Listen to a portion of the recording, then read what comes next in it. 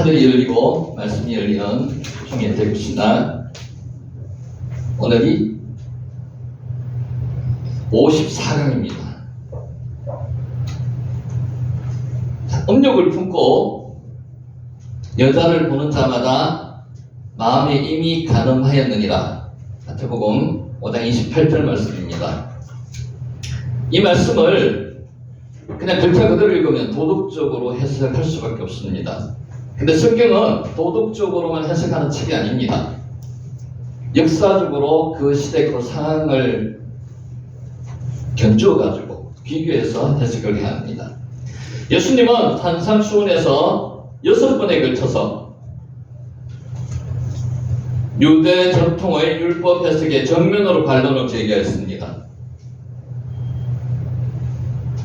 음욕을 품고 여자를 보는 자마다 마음에 이미 간음하였느니라. 이 말씀, 많은 분들이 이 본문을 해석할 때 도덕적으로 해석합니다. 근데 도덕적으로 해석을 하면은 안 되고요. 그 시대 상황에 맞추어서 해석을 한번 해보겠습니다. 영국의 로이드 존스 목사는 죄는 행위의 문제만이 아니라 행동으로 이끄는 마음속의 문제라고 하면서 이 본문을 가지고 재론으로 풀어갑니다. 차이가 조금 있습니다. 물론 남성 중심의 시각으로 이 본문을 푼 사람도 있습니다. 그럴 수도 있습니다. 시각을 조금 달리 보겠습니다. 그런데 본문을 보면서 조금 이상한 점이 발견됩니다. 음욕을 품고 여자를 보는 자는 남자죠. 그러면 여자는 음욕을 품고 남자를 보지 않습니까? 지금은 그렇게 많이 적용이 되지만 그 당시에는 그렇지 않았습니다. 그럴 수가 없었습니다. 가난한 여인들아, 세상과 헛된 것이 하나님과 원수됨을 알지 못하느냐. 야고보서 4장 4절입니다. 여자에 대해서 이야기는 했지만은 시대 상황적으로 그럴 경우는 희박했습니다. 따라서 여성도 얼마든지 음욕을 품고서 남자를 볼 수 있습니다. 그렇다면 예수님은 왜 일부러 남자들에게 이 경고를 하셨을까요? 그건 시대, 사회, 문화적 배경을 살펴봐야 합니다. 한 번은 예수님 앞에서 가늠하다가 현장에서 여인이 붙잡혀 왔습니다. 돌로 쳐 죽이라 할 때가 있었습니다. 이 본문 보면서 이렇게도 설교를 하시는 목사님 많았습니다. 남자가 여자를 이렇게 궁지에 몰아넣기 위해서 일부러 가늠을 했고 남자는 도망쳤고 여자 혼자만 잡히게 했다. 이렇게 해석하시는 분도 있습니다. 조금 시대적인 상황과 약간 차이가 납니다. 한번 살펴보겠습니다. 이상한 것은 가늠하가 현장에서 잡혔는데 남자는 어디 갔습니까? 도망갔겠죠. 근데 도망가는 것을 이 시대적 상황에서는 그냥 방치했다는 겁니다. 율법에 따르면 가늠하는 남자와 여자는 모두 죽이도록 하였습니다. 레위기 21장, 신명기 22장에 나옵니다. 그러나 실제로 가늠하다 잡히면 여자만 죽였습니다. 남자는 도망가도록 방치했습니다. 안 잡았단 말이죠. 예수님 당시 남자는 결혼을 했더라도 노예, 창녀를 포함해서 아내가 아닌 다른 여자와 성적 관계를 맺을 수 있었습니다. 분위기가 그랬습니다. 우리 한국의 옛날 분위기가 어떤 분위기였습니까? 첫째도 인정했습니다. 특히 굉장히 큰 도시, 예를 들어서 경상도에서 상주나 경주 가면은 아직까지도 그러신 분이 있습니다. 그러나 여성은 자신의 남편 외에는 다른 누구와도 성적인 관계를 맺을 수 없었습니다. 맺으면 돌로 맞아 죽었습니다. 이렇게 잡혀왔습니다. 아까처럼. 그러므로 간음에 대한 단죄는 여성에게만 해당되었던 것입니다. 그래서 그런 구절이 나왔다는 거죠. 지금 전통으로 보면 이상하지만 유다가 창녀로 가정한 자기 며느리 다말과 잔 일이라든지 삼손이 유곽을 찾아 다른 여인들과 자는 일이 당시 사회적으로 비난의 대상이 되지 않았습니다. 다윗 왕이 우리아의 아내 밧세바를 취했을 때 나단 선지자는 다윗의 다른 아내들에 대해서는 전혀 언급하지 않고 오직 밧세바 사건만, 살인까지 일어났기 때문에 그 사건만을 이야기했습니다. 그건 다른 남자의 아내를 그 남자의 소유물로 생각했기 때문입니다. 그러니까 여자는, 부인은 남자의 소유물입니다. 그 당시에서는. 그러한 시각은 십계명의 제10번째 계명에서도 이렇게 나타납니다. 내 이웃의 집을 탐하지 마라. 내 이웃의 아내나 그의 남종이나 그의 여종이나 그의 소나 그의 낙이나 물은 내 이웃의 소유를 탐내지 말라. 출애굽기 20장 17절 말씀입니다. 집은 남자의 소유물 전체를 나타내는 용어입니다. 아내는 그 소유물 중에서 첫 번째로 언급되는 소유물입니다. 이러한 본문까지 있으니 예수님 당시 남자들은 조선시대 칠거제약이라 해서 아내를 내쫓을 수 있는 조건 7가지가 비슷하게 있었습니다. 유대 바리새파에도 비슷한 조건들이 있었습니다. 아내는 사람이라기보다는 그 당시에는 소유물이었습니다. 유대 사회에서는 아무런 죄의식을 느끼지 않고 아내를 소유물로 생각하는 사람들 앞에서 예수님은 충격적인 말씀을 하였습니다. 요새 시각에서 보면은 여자를 보는 자마다 여자를 생각하는 것마다 음욕을 품는다고 말씀을 하는 게 이상하게 들리지 않는데, 옛날에는 그게 파격적이었다는 겁니다. 여자를 보고 음욕을 품는 자마다 마음에 이미 간음하였느니라, 이 말씀이 굉장히 파격적인 말씀이었다는 거예요. 그 당시에는. 이것은 남성 중심의 사회에서 여성을 물건 취급하고 자기 자신들의 죄를 정당화하는 모든 사회 구조적인 악에 대하여 정면 도전하는 것입니다. 예수님은 새롭게 펼쳐지는 하나님의 나라에서 유대인의 전통적인 율법 해석은 용납될 수 없음을 분명히 하였습니다. 율법 안에는 그렇게 안 돼 있지만 어떤 장로의 유전 속에서 이렇게 지금 되어 있는 겁니다. 여자를 물건 취급하게. 예수님은 간음을 단지 도덕적 차원에서 혹은 교리적 차원에서만 말씀하신 것이 아닙니다. 예수님은 하나님의 나라를 말씀했습니다. 하나님의 나라에서는 이렇지 않다는 거죠. 여성도 한 인간이며 그리스도 안에서 한 형제 자매로 받아들여질 것을 요구했습니다. 물론 율법에서 지적한 간음죄를 부인하는 것은 아닙니다. 그러나 이 본문은 그 시대 상황에서 남자들에게 말씀하셨지만 아마 오늘의 시대 상황이라면 달라졌을 수도 있습니다. 남자, 여자, 공의에 대한 이야기하는 거죠. 남자들이 음욕을 채우기 위해서 온갖 짓을 한다면 여성도 남성과 똑같이 음욕을 채울 수 있다고 하면서 성해방을 부르짖는 현대 일부 여성에 대해서도 같은 말씀을 엄중히 적용하여야 할 것입니다. 사람을 도구하고 소유물로 생각하고 성적 욕구를 채울 수단으로만 생각하는 사람들은 하나님 나라에 합당하지 않다는 점은 아주 분명한 사실입니다. 맞죠? 음욕을 품고 여자를 보는 자마다 이미 마음에 간음하였느니라. 마지막 5장 28절 말씀. 예수님은 남녀를 불문하고 간음을 단순히 도덕적 교리적인 차원에서만 말씀하신 것이 아닙니다. 하나님의 나라에 대해서 지금 말씀하고 있는 겁니다. 사람을 도구하고 소유물로 생각하고 성적 욕구를 채울 수단으로 생각하는 사람들은 하나님의 나라에 결코 합당하지 않다는 것을 말씀하시는 겁니다.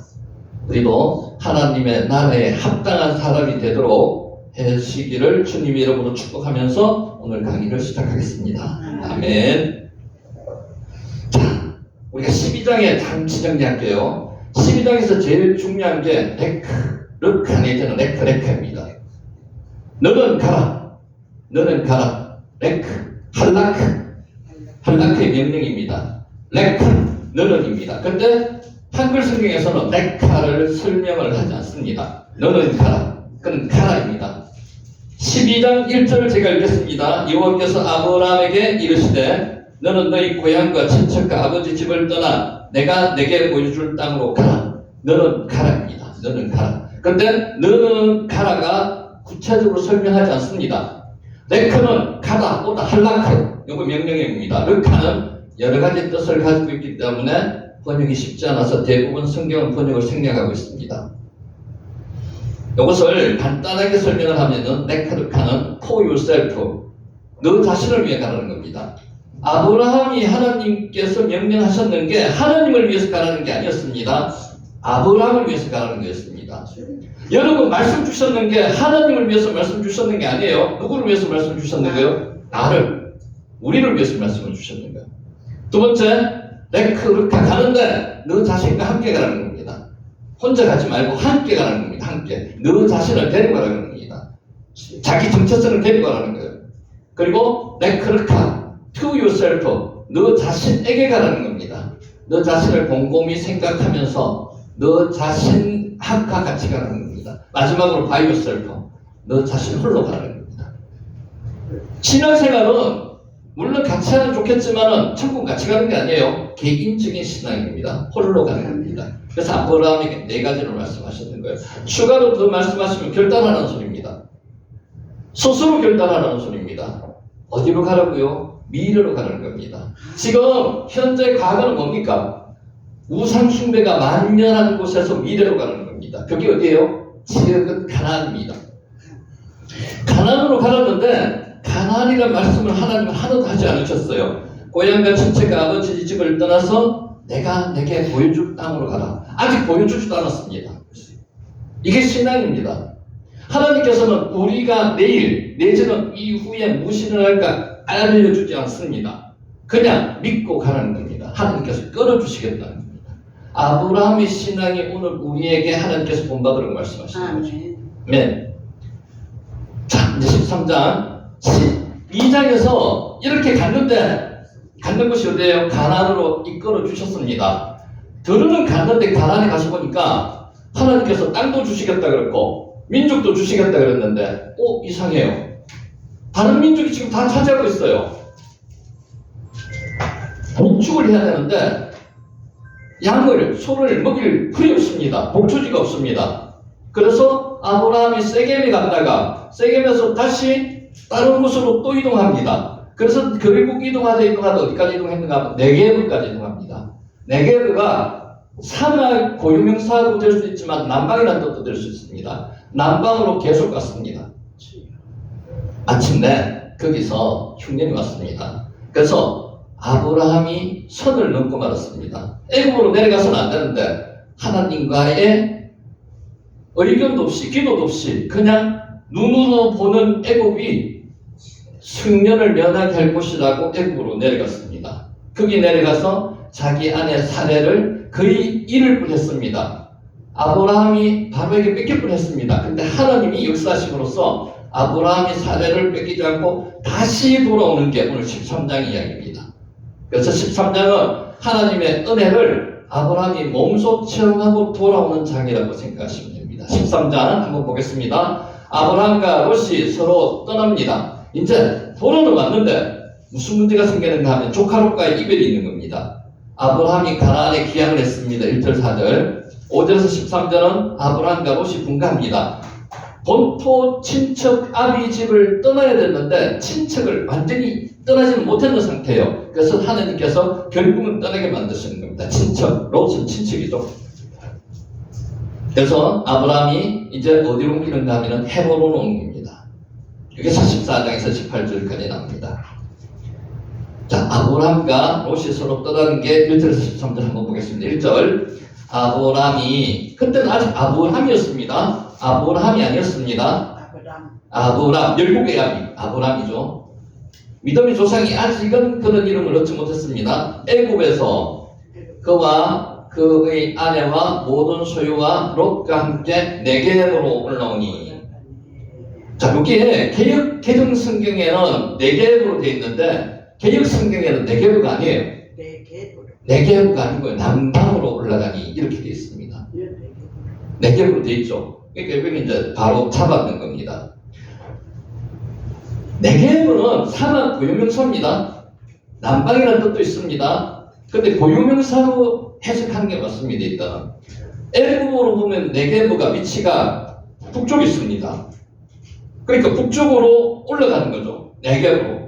여기는 네겝으로 올라가는 이렇게 되는데 남방으로 올라가는 이 말은 좀 안 맞습니다. 그래서 바로 잡는 겁니다. 미츠라임 애굽입니다. 애굽. 미츠라임. 미임이 들어가는 것은 뭐로부터 이 뜻입니다. 애굽으로부터 이 사람들이 이제 아브라함이 올라오는 거죠. 나왔는 거죠. 어디로? 네겝 쪽으로. 와야알 올라가다는 뜻입니다. 그리고 올라갔다는 것입니다. 저지대 애굽에서 팔레스타인 고지대로 올라가는 것은 의미하는 겁니다. 지역적으로 올라가는 것을 의미하는 것 하나고요. 애굽이 남쪽에 있으니까 내각도 북쪽에 있잖아요. 올라가는 건데 영적으로 말하면 신앙의 향상을 이야기하는 겁니다. 올라가다는 뜻이. 영적으로 신앙이 향상됐다는 겁니다. 제가 좀 전에 말씀드렸듯이 애굽에서 사라를 거의 뺏길 뻔했습니다. 뺏기진 않았습니다. 그냥 첩으로 삼으려고 하는 중에 하나님께서 재앙을 내리셔서 바로에게 바로가 보냈습니다. 이 모습이 어떤 모습하고 비슷합니까? 여러분 잘 한번 생각해 보세요. 모세가 출애굽하는 모습하고 비슷할 수도 있습니다. 나올 때 뭘 가지고 나왔습니까? 은금, 목축, 바로한테 얻었어요. 모세가 출애굽할 때 이웃 사람들로부터 은금 폐물을 얻어나옵니다. 비슷합니다. 모양 자체가 완전히 같다는 것은 아니고 한번 염두에 두셔도 괜찮을 것 같습니다. 중요한 것은 신앙의 향상입니다. 애굽에서 뭘 느꼈습니까? 애굽에서 하나님을 체험했습니다. 그죠? 하나님이 직접 나타나셔서 역사하시는 것을 체험했습니다. 맞죠? 아브라함이 체험했습니다. 그러다 보니까 아브라함이 이제는 선을 넘어갔는데도 하나님께서 역사하시니까 이제 정말 하나님을 벗어나서는 안 되겠구나. 하나님과 기도 속에서 하나님과 협의 속에서 이루어져야 되겠구나를 본인이 체험했는 겁니다. 근데 우리가 좀 이따 롯이 나오는데 롯은 어떤 사람입니까? 조카인데 아브라함과 함께 내려갔지만은 이것을 다 봤습니다. 봤지만은 롯은 변하지 않았습니다. 그래서 말씀의 사람이 아브라함은 되었고요. 영적 사람이 되었고요. 이 상황으로 체험으로 인해서 롯은 그래도 아직까지 영적인 사람입니다. 그래서 결과적으로 헤어지게 되었다고 보는 것도 하나의 신뢰입니다. 전능하신 하나님께서 절대 권력을 가졌던 바로에게 역사하셨습니다. 바로에게 재앙을 내리셨죠. 그 재앙이 아마 피부 재앙일 가능성이 높습니다. 원어가 피부 재앙입니다. 일개 유랑자에 불과한 아브라함을 위험에서 구해주셨을 뿐만 아니라 오히려 큰 재산까지 얻게 하는 경험을 얻도록 했습니다. 아브라함이 이 때문에 신앙이 한층 더 업되었다는 것을 높아졌다는 겁니다. 우리도 하나님을 만나면 신앙이 한 번씩 올라갑니다. 여러분 만난 경험 거의 다 있으시죠, 그죠? 그때 한번 생각해 보세요. 내 신앙이 점점 이렇게 저하될 때 그때 한번 생각해 보세요. 그게 첫사랑입니다, 그죠? 아브라함은 잊지 못합니다. 아브라함 신앙을 체험 신앙이라고 이야기합니다. 하나님을 만났던 신앙. 송 집사님 하나님 만나신 적 있습니까? 앞으로 만나실 수도 있습니다. 만나셨다면 당연히 좋고요.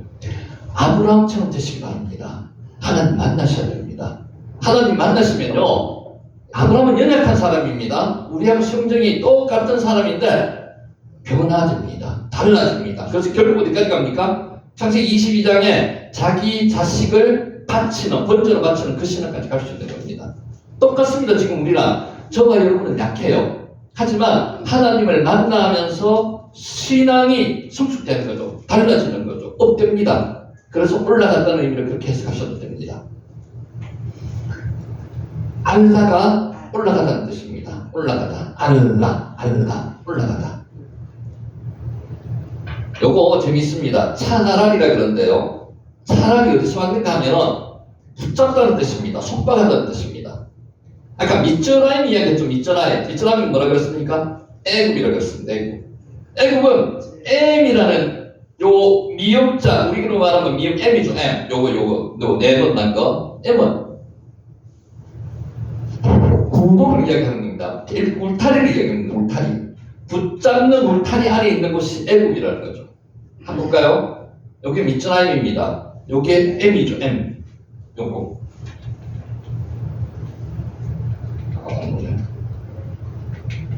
요게 울타리라는 뜻입니다.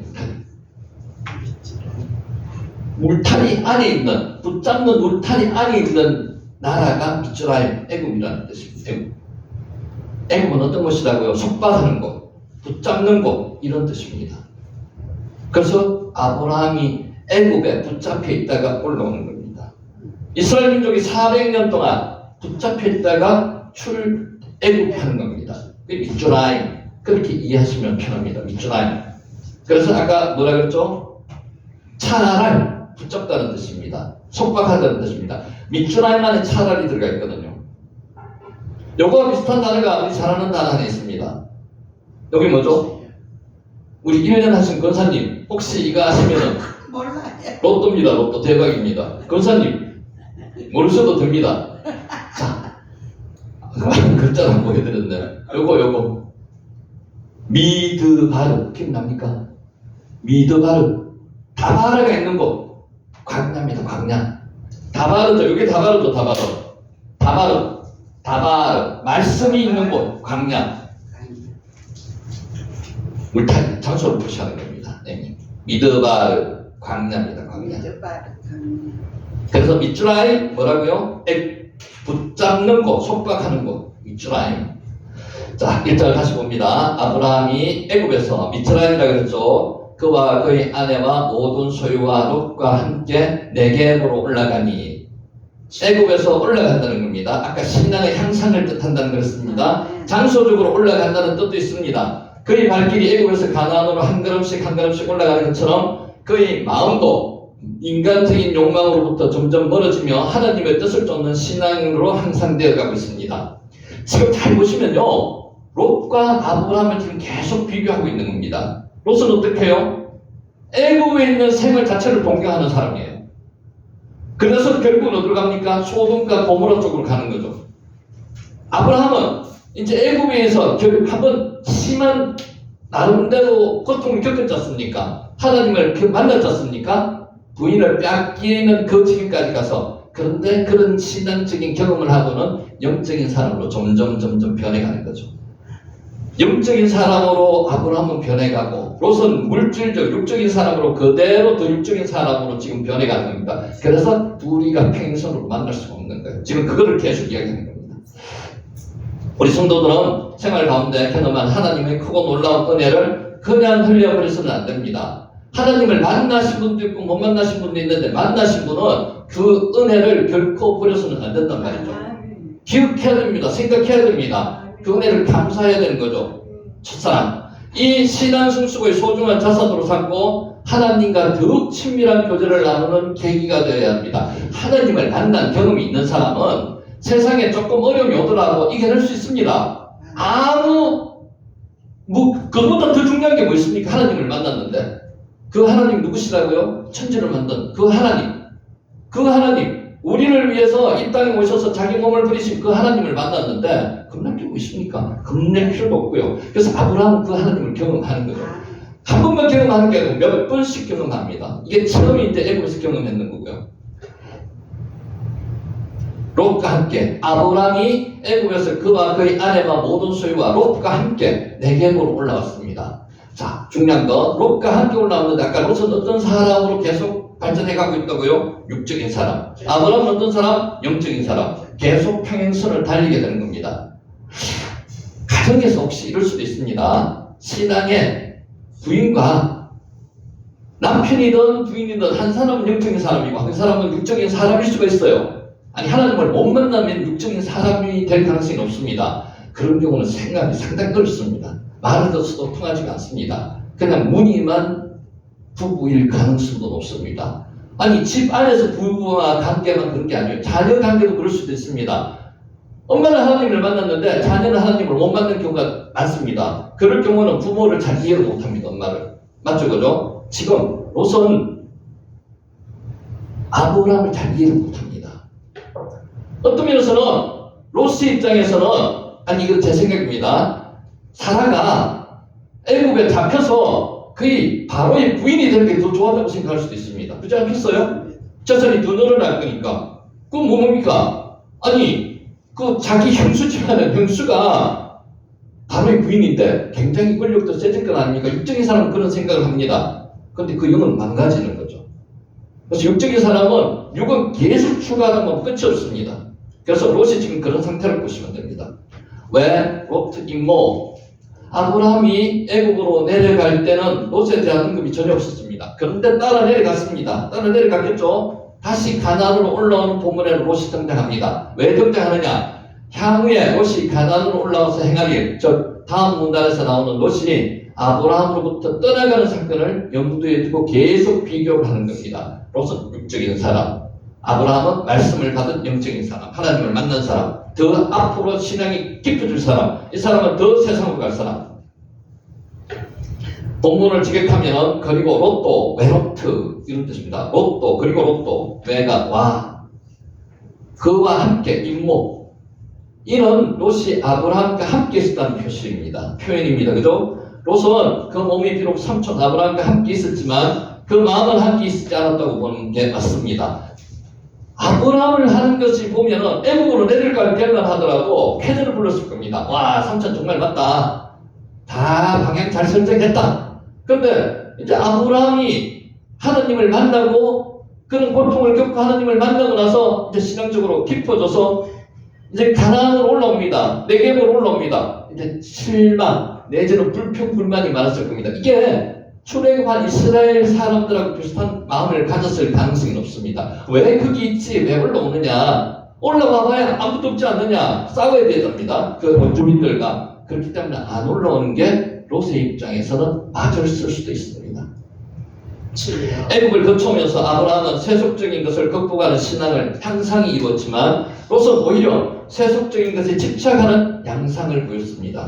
굉장히 차이가 있습니다. 두 사람이 평행선을 지금 달리고 있는 거예요. 그래서 우리가 지금 이런 상태에 있는 게 아닌지 한번 생각해 봐야 됩니다. 방법은 하나밖에 없습니다. 설득을 해가 되지 않습니다. 하나님을 만난 사람이 안 만난 사람에게 나는 만났는데 너는 나를 따라와 하기는 못합니다. 그럼 방법이 뭡니까? 기도할 수밖에 없습니다. 돌아오게 기도할 수밖에 없습니다. 그거는 해결되지 않습니다.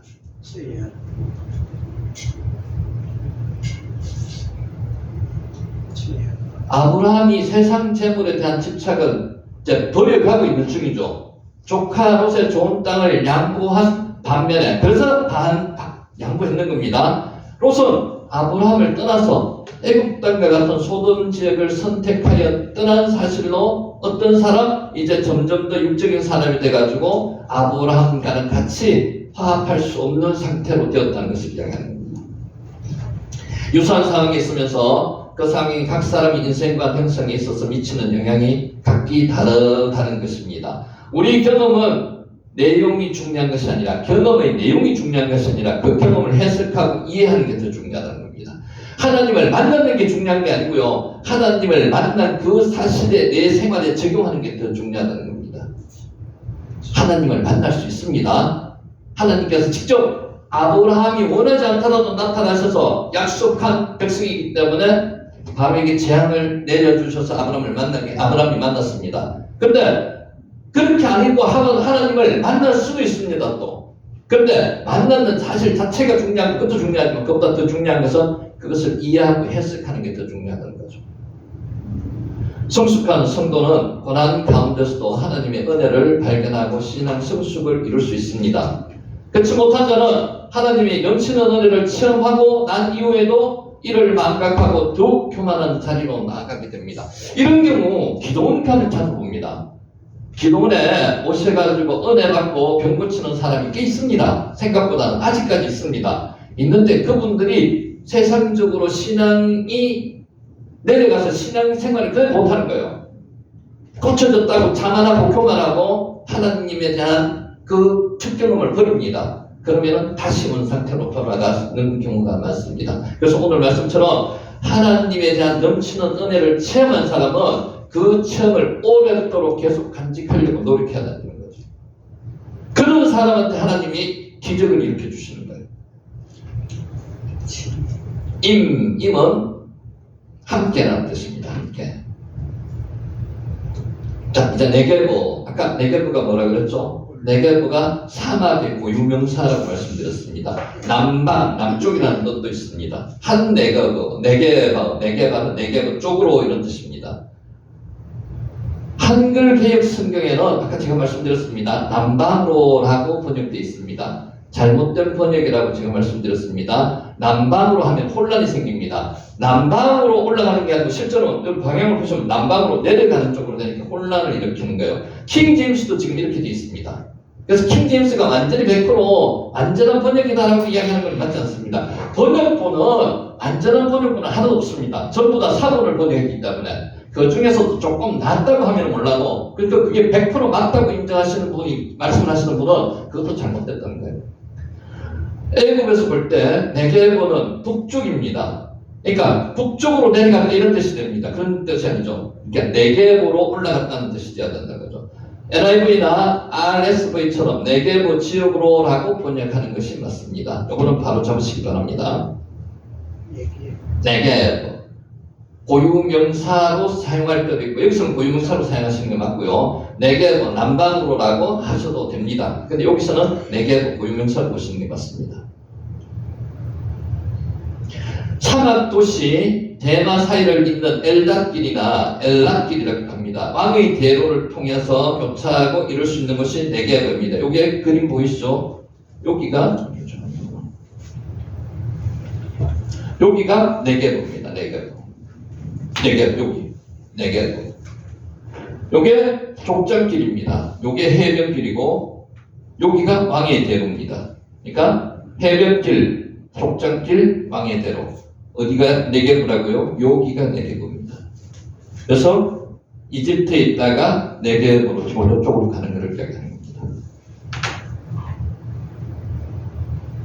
파란 동그라미 보이죠? 저기가 네게브입니다. 자, 2절 아브람에게 가축과 은과 금이 풍부하였다. 아까 제가 말씀드렸죠. 비슷한 현상을 출애굽하는 이스라엘 민족이 이웃들로부터 은금 폐물을 얻어가지고 나오는 것과 비슷한 모습입니다.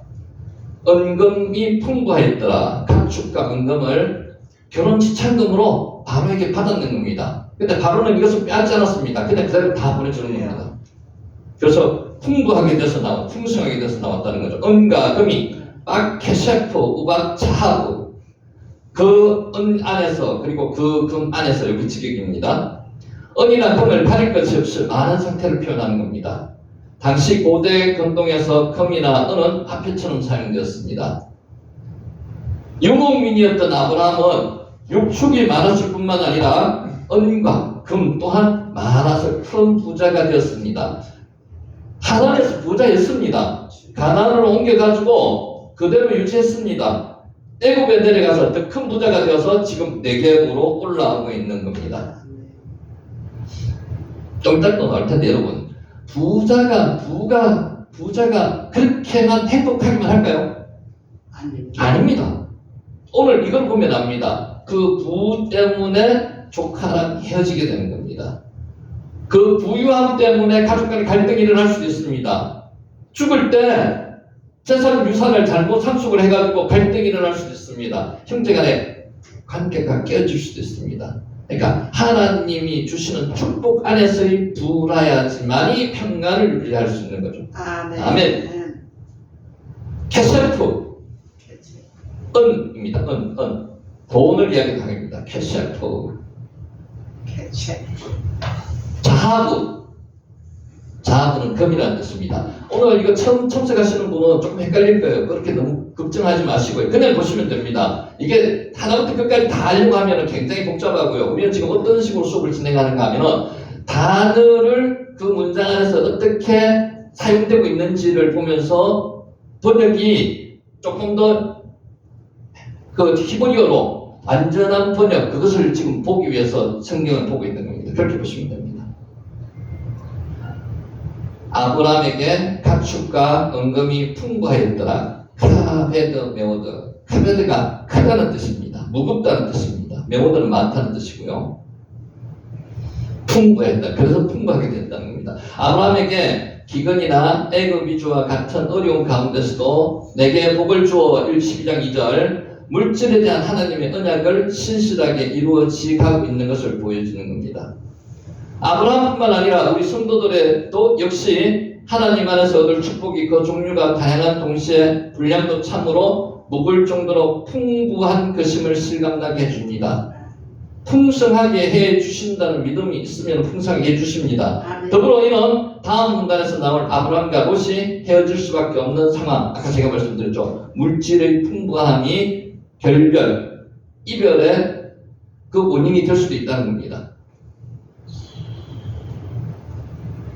3절 그가 네게브에서부터 길을 떠나 베델에 이르며 베델과 아이 사이 곧 전에 장막 쳤던 곳에 이르니, 베델과 아이 사이에 애굽으로 내려가기 전에 장막을 쳤습니다. 전에가 테일라를 썼는데 요 전에는 실제로 해석은 처음에라고 하시는 게 맞습니다. 테일라가 처음이라는 뜻이거든. 처음에. 그러니까 전에, 이전에 이런 뜻보다는 처음으로 장막을 쳤던 곳, 이런 뜻입니다. 실제로 처음에 장막을 쳤던 곳은 세겜입니다. 근데 하나님의 장막을 쳐서 예배드리면서 하나님 이름을 부른 곳이 베델과 아이 사이였기 때문에 처음에 이런 뜻으로 씁니다. at the beginning, 이런 뜻입니다. at the beginning. 그걸 해석을 전에 장막 쳤던 곳에 이르니, 이런 것보다 처음에 장막 쳤던 곳에 이르니, 이렇게 하는 게 훨씬 순조롭습니다. 원어 뜻은 처음입니다. 처음에. 한글 성경에는 잘 나타나지 않지만 원어 성경은 아브라함이 여행을 처음 시작했던 바로 그곳이 어디예요? 베델과 아이 사이 장막 쳤던 곳. 다시 돌아옴을 밝힘으로써 아브라함이 애굽에서 저지른 이전의 실수를 모두 정리하고 새로운 출발을 하려고 하는 있음을 암시하는 겁니다.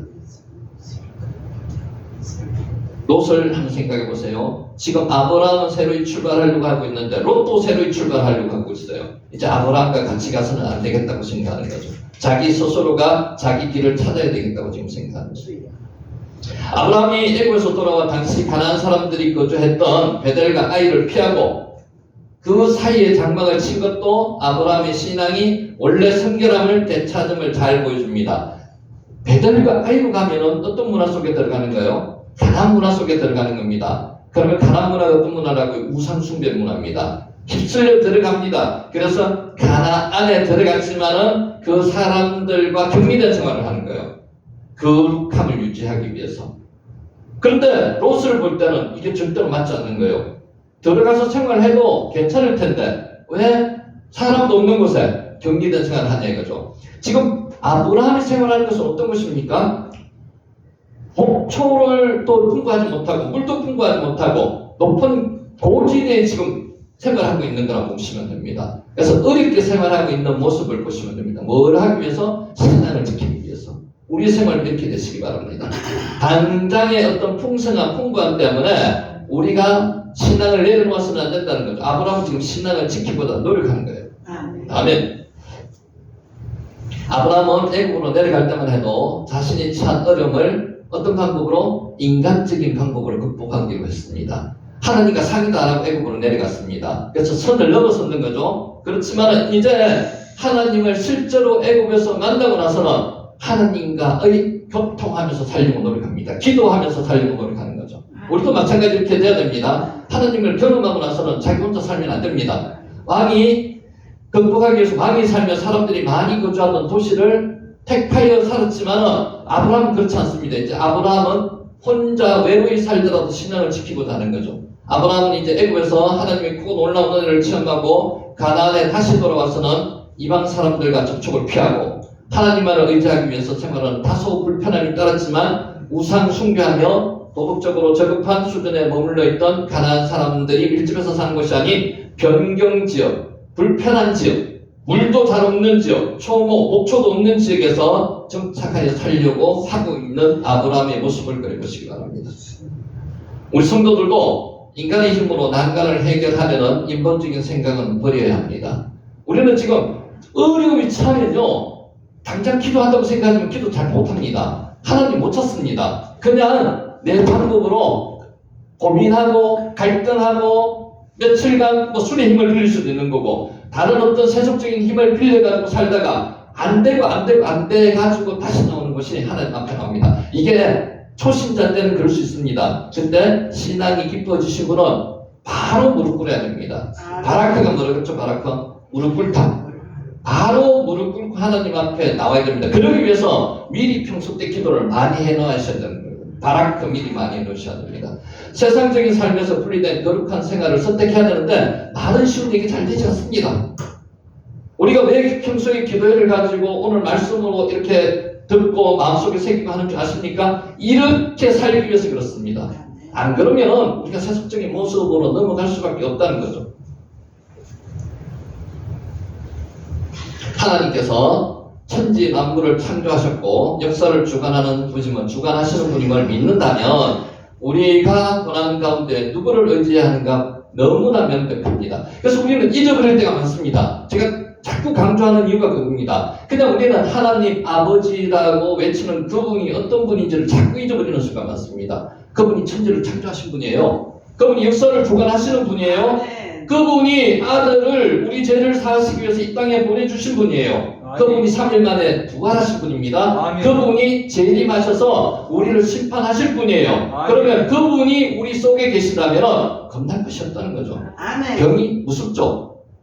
고난이 무섭죠. 가난이 힘들죠. 걱정하지 마세요. 그분과 함께 하시다면 이 모든 것을 해결할 수 있습니다. 여러분 그분을 믿으시기를 간절히 축원합니다. 아멘. 자, 우리 한 10분간 쉬었다가 기도하겠습니다. 아멘.